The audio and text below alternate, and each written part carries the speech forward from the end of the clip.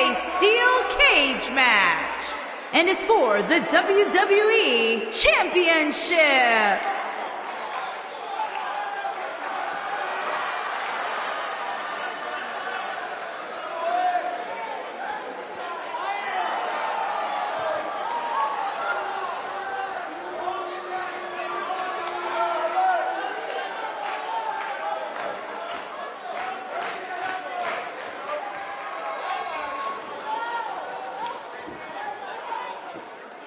Guys, we have two of WWE's most exciting superstars ready to square off here. And there's nothing quite like seeing two superstars settling it in the ring in one-on-one action, Michael.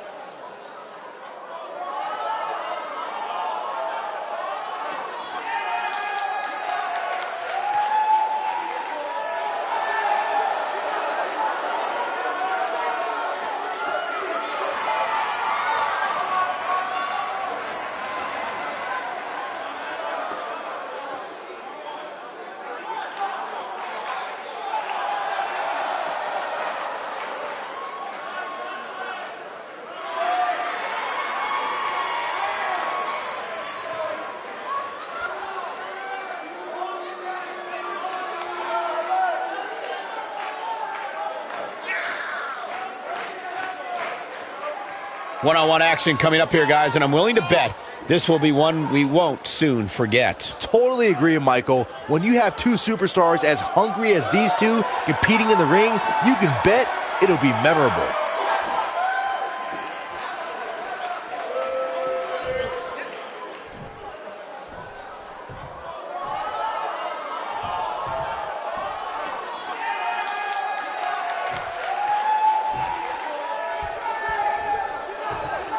Introducing the challenger from Kansas City, Missouri, weighing in at 264 pounds, Hacksaw Butch Reed.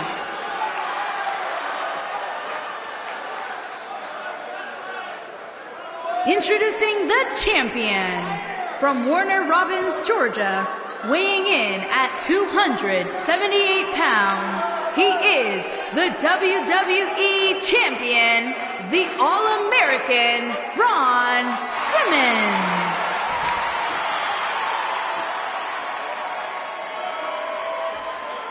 This has all the makings of a legendary night.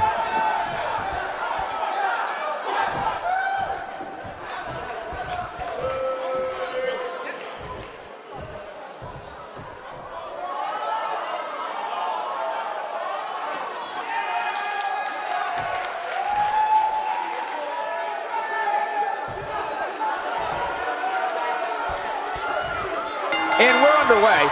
Looking at these two men, I don't think there's going to be anything traditional about this one-on-one matchup. Man, this card is just packed with so many great matches. And this one is definitely among the most anticipated, I'd say.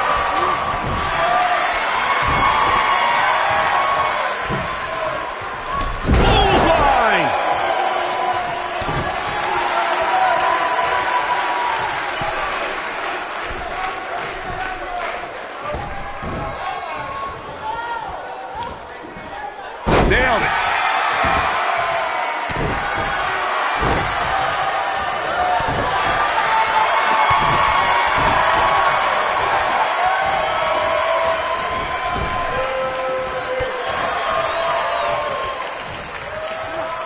Big time atomic drop. That'll have you walking funny.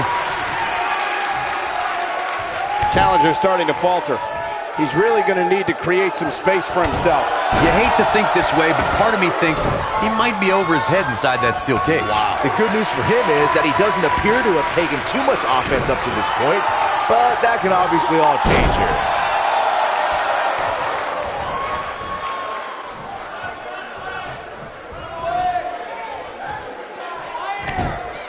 Before 2017's Extreme Rules, there were just 3 previous tag team matches where championship gold was decided inside a steel cage in the history of WWE special events. The Hardy Boys were in 2 of those matches. At Extreme Rules, in order to win the match, both members of a team had to exit the cage and have both feet on the floor. The Hardys used their famous continuity to gain the early advantage until Cesaro and Sheamus utilized their devastating power to slow the pace of the match down. Both teams battled atop the steel cage, but in the end, Sheamus and Cesaro won the race to the arena floor to become new Raw Tag Team Champions.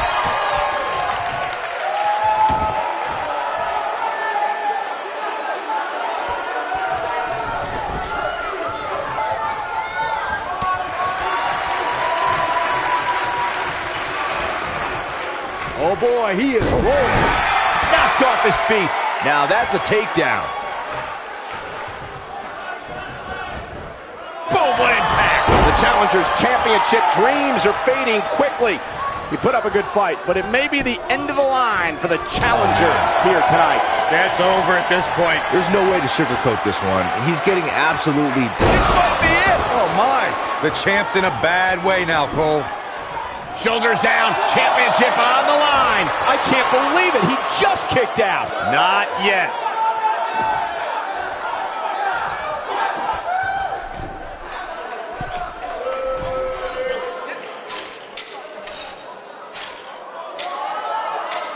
I don't remember the last time the champion was up against as stiff a challenge as this one.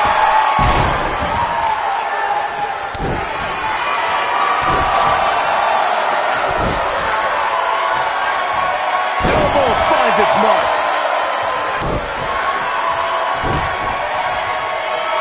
Face buster.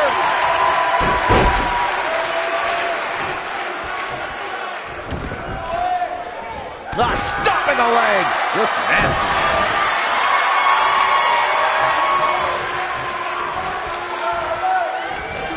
Elbow drop.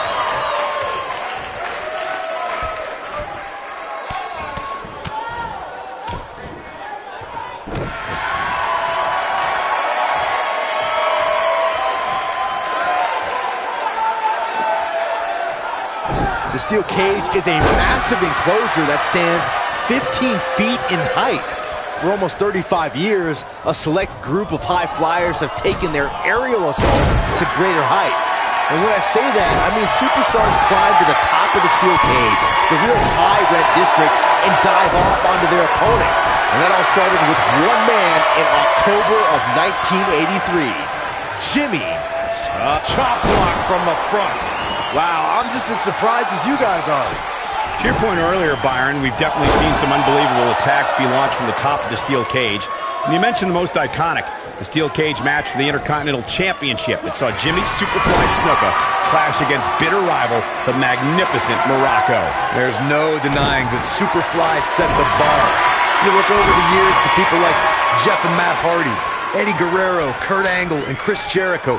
They continued to push the envelope and executed unbelievable attacks from the top of the cage. And watch Rikishi take flight off the top of the steel cage. Wow. No, reverses it. And there's his speed paying off. Beautiful technique. He goes for the cover. Too close for cover. Wow, I am impressed.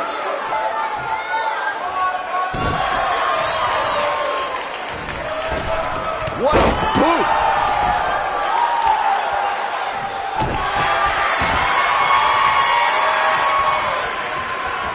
When this guy's on, look out.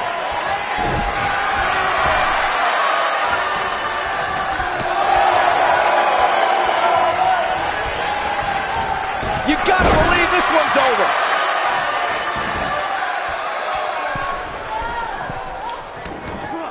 Elbow drop with authority.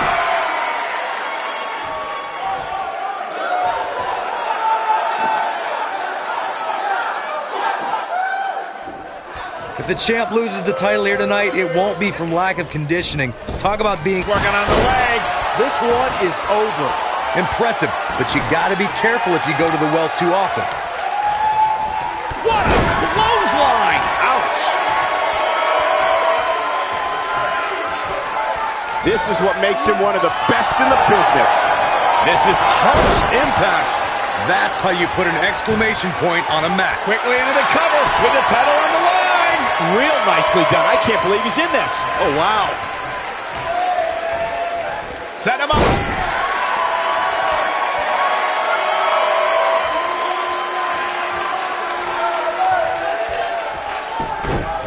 I got to tell you, these guys are in the best shape I've ever seen them in. Here he goes. That's what he was looking for, Michael.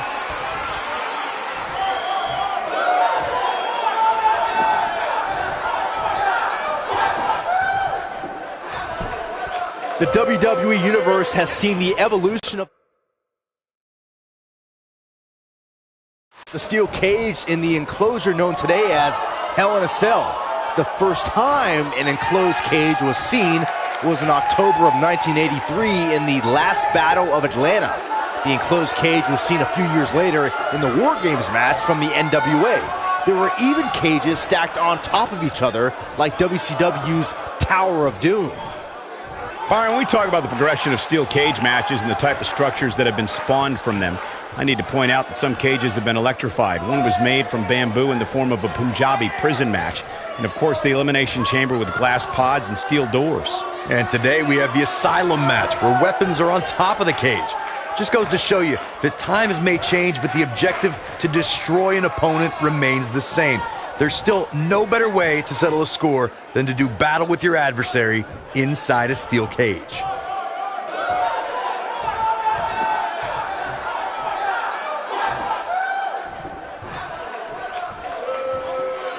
Looks to me, guys, like the champ has no plans on losing the title anytime soon.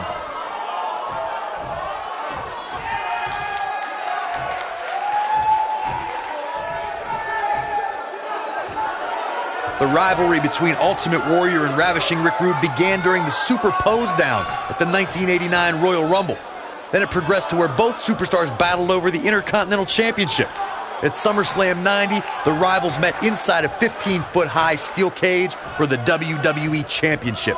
Victory could be achieved by pinfall or escape from the cage.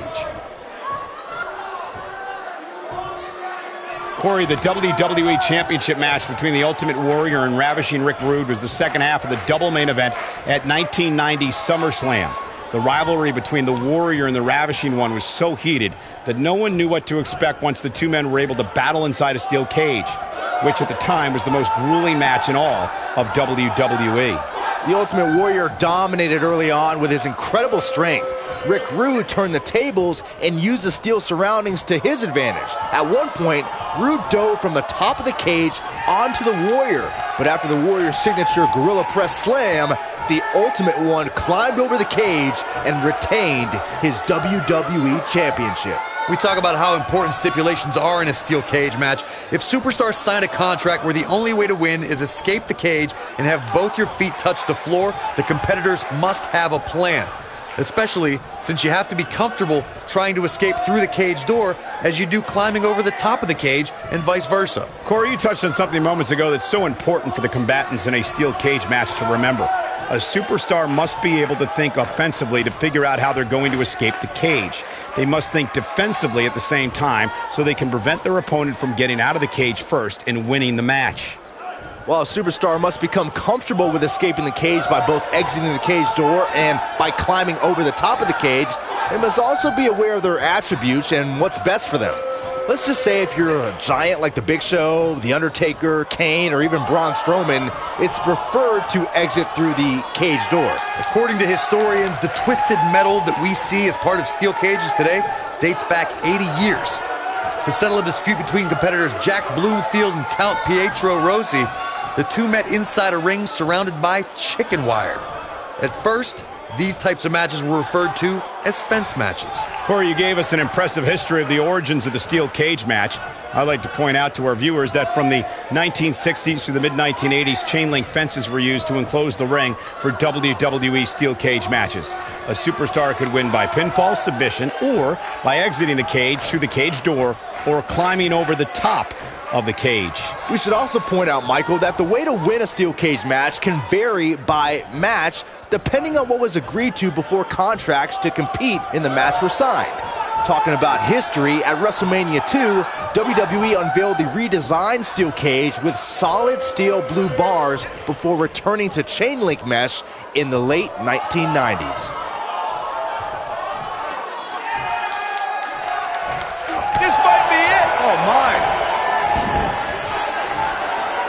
What a stomp. Good grief. He's fighting back here. I expected nothing less, Cole. He's making a statement here with this attack.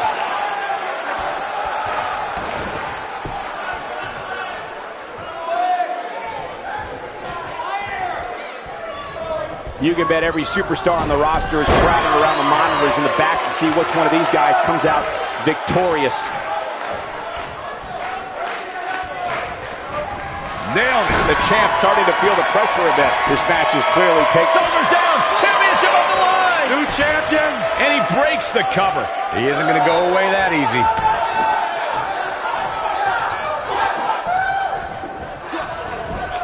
Look at that, man. What a slam. Just when you thought we were going to... The champion into the cover. The champion retains. The champion retains.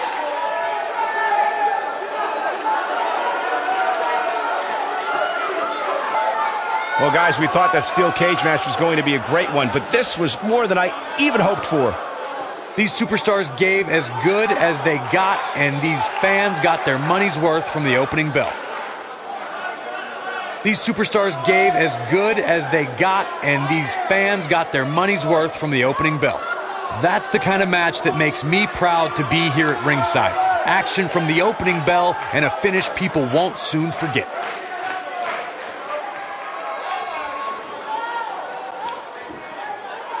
Here is your winner, and still WWE Champion, the All-American Ron Simmons. And there's your winner via pinfall.